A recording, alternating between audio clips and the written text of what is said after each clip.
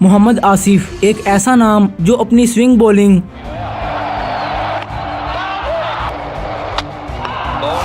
और outstanding skills की वजह से क्रिकेट की दुनिया में जाना जाता है, जिनके बारे में हाशिम आमला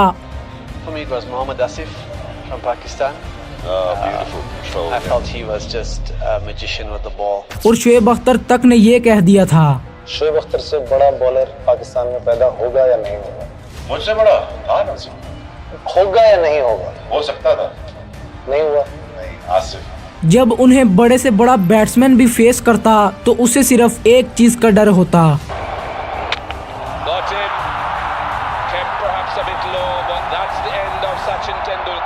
बॉलिंग पिच हो या फिर बैटिंग, बॉल न्यू हो या पुरानी, उनकी स्विंग का जादू हर जगह चलता था। मोहम्मद आसिफ बॉलिंग के सिर्फ एक बॉलर नहीं बल्कि एक आर्टिस्ट थे, जो बैट्समैन को अपने जाल में ऐसे ट्रैप कर लेते कि बैट्समैन विकेट देने पर मजबूर हो जाता। भले उनका कैरियर कंट्रोवर्सीज की वजह से जल्द ही खत्म हो गया था, लेकिन उनकी आउटस्टैंडिंग मैजिकल बॉलिंग को अभी भी याद किया जाता है।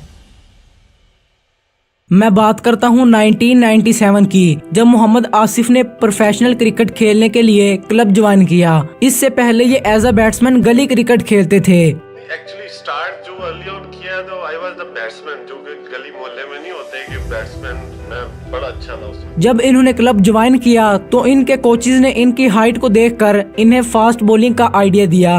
मगर जब मैंने क्लब क्रिकेट स्टार्ट की तो मेरी हाइट अच्छी थी। जब मैं वहाँ पहुंचा तो रन करता क्लब को, तो उसने मुझे एडवाइस किया कि फास्ट बॉलिंग स्टार्ट करो आप। तो तब से इन्होंने अपनी बॉलिंग पर ध्यान देना शुरू कर दिया और फिर 1998 में इन्हें डोमेस्टिक में चांस मिला और वहां अच्छा परफॉर्म करने के बाद इन्हें 1999 में अंडर 19 में सिलेक्ट कर लिया गया। लेकिन अंडर 19 में इनकी परफॉर्मेंस कुछ अच्छी नहीं रही, जिसकी वजह से इन्हें इंटरनेशनल टीम में जल्द मौका नहीं मिला। फिर 2000 तक टीम में सिलेक्ट न होने की वजह से मोहम्मद आसिफ क्लब क्रिकेट खेलने के लिए इंग्लैंड चले गए। वहां इन्होंने अच्छा परफॉर्म किया और वहां के क्लब्स ने इन्हें वहीं इंग्लैंड में रहने का कहा, लेकिन इनका जवाब ये था, इंग्लैंड गया, मुझे लोगों ने कहा यार वहीं रुक जा, ये होगा।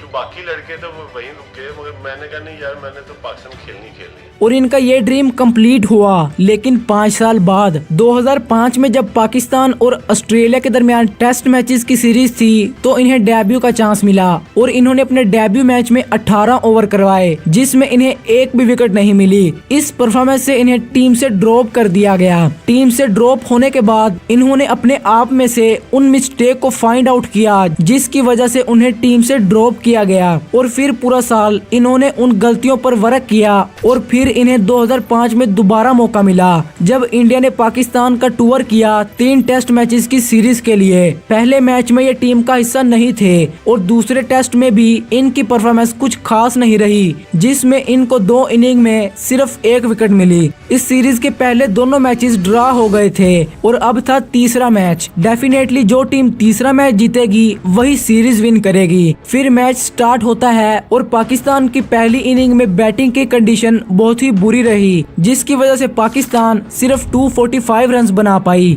ये स्कोर उस पिच के हिसाब से बहुत ही लो स्कोर था। तब पाकिस्तानी फैंस को भी यही लग रहा था कि पाकिस्तान ये सीरीज हार चुका है, क्योंकि इंडिया की बैटिंग ही ऐसी थी जिसमें लक्ष्मण, राहुल द्रविड़ और सौरव गांगुली जैसे नाम थे। इनकी बैटिंग देखकर कोई ये शायद सोचना भी नहीं चाहेगा कि पाकिस्तान ये मैच विन कर सकता है। लेकिन जब पाकिस्तान बॉलिंग पर आया तो मोहम्मद आसिफ ने अपना काम शुरू कर दिया और इनकी बॉलिंग के सामने लक्ष्मण 19 रन पर, राहुल द्रविड़ 3 रन पर और वीरेंद्र सहवाग 5 रन पर और सचिन तेंदुलकर 23 रन पर आउट हुए। इसी तरह पाकिस्तान ने इंडिया को 238 रन पर ऑल आउट करके 6 रन की लीड हासिल कर ली। फिर दूसरी इनिंग में पाकिस्तान की बैटिंग ने मैच को कम्प्लीटली अपने हाथ में कर लिया और इंडिया के लिए 600 का बड़ा टारगेट सेट कर दिया और इंडिया सेकंड इनिंग में सिर्फ 265 रन बनाकर ऑल आउट हो गई और पाकिस्तान ने इस मैच के साथ ये सीरीज भी अपने नाम कर ली। इस मैच में मोहम्मद आसिफ ने ओवरऑल 7 विकेट्स ली थी, जिसमें एक बार सचिन तेंदुलकर, एक बार वीरेंद्र सहवाग और 2 बार लक्ष्मण की विकेट भी शामिल थी। अब मोहम्मद आसिफ टीम की नजरों में आ चुके थे। टीम ने इसके बाद श्रीलंका का टूर करना था, जिसमें भी मोहम्मद आसिफ को साथ रखा गया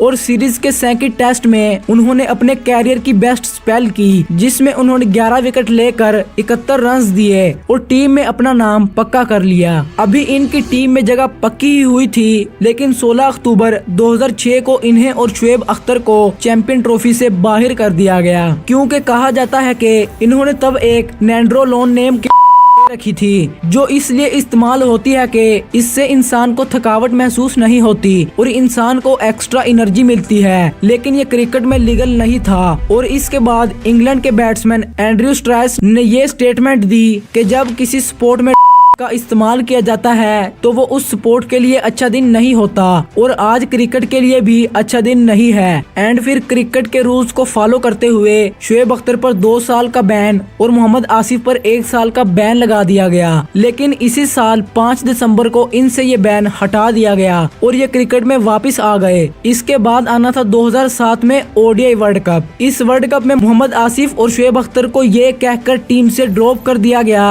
कि अभी वो इंजरीज फेस कर रहे हैं। लेकिन इसके पीछे असली वजह ये बताई जाती है कि पीसीबी को ये डर था कि अभी भी उनकी बॉडी में वही ड्रग के ट्रेसेस मौजूद हैं और इन्हें वर्ल्ड कप खेलने for reason country West Indies में जाना था, और अगर वहां इनके बॉडी टेस्ट हुए तो ये पाकिस्तान क्रिकेट बोर्ड के लिए अच्छा नहीं होगा और पीसीबी कोई रिस्क नहीं लेना चाहती थी। इसी वजह से इंजरीज का बहाना लगाकर इन्हें इस वर्ल्ड कप से ड्रॉप कर दिया गया। अभी मोहम्मद आसिफ का कैरियर स्टार्ट भी नहीं हुआ था कि इन्हें इतनी बड़ी कंट्रोवर्सी फेस करनी पड़ी। अब फैंस तो एक तरफ से इनका नाम भूल चुके थे, फिर इन्हें 2007 के वर्ल्ड कप में चांस मिला और इस वर्ल्ड कप में इनकी काफी अच्छी परफॉर्मेंस रही, और फिर 2008 में इन्हें दुबई के एयरपोर्ट पर रोक लिया गया क्योंकि वहां के स्टाफ को इन पर शक था कि इनके पास कोई इल्लीगल चीज है, और चेकिंग पर इनके वॉलेट से एक अजीब चीज मिली तो इन्हें इन्वेस्टिगेशन के लिए वही रोक लिया गया, और इन्वेस्टिगेशन के बाद इन पर दुबई आने का बैन लगा दिया गया,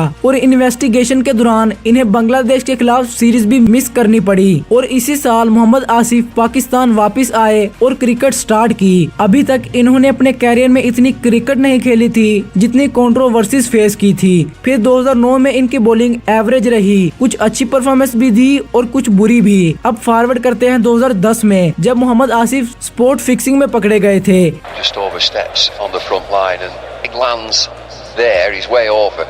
His arm must be over the stump, so he'll be bowling wicket to wicket. ये स्पोर्ट फिक्सिंग वाली कंट्रोवर्सी इनके कैरियर की आखिरी कंट्रोवर्सी साबित हुई। इसके बाद इन पर 7 साल का बैन लगाया गया और इसी तरह इनका कैरियर एक कंट्रोवर्सी के साथ खत्म हो गया, और इस केस को प्रूव होने के बाद इनकी ये स्टेटमेंट सामने आई थी। I accept the punishment from the ICC. I apologize for my all actions that have brought disrespect to my beloved country. To the millions of fans in Pakistan and in the world, when I look back at the events of my career, I feel very sorry. अगर आप पाकिस्तान के allrounders का downfall देखना चाहते हैं तो इस video पर क्लिक करें। Thanks for watching.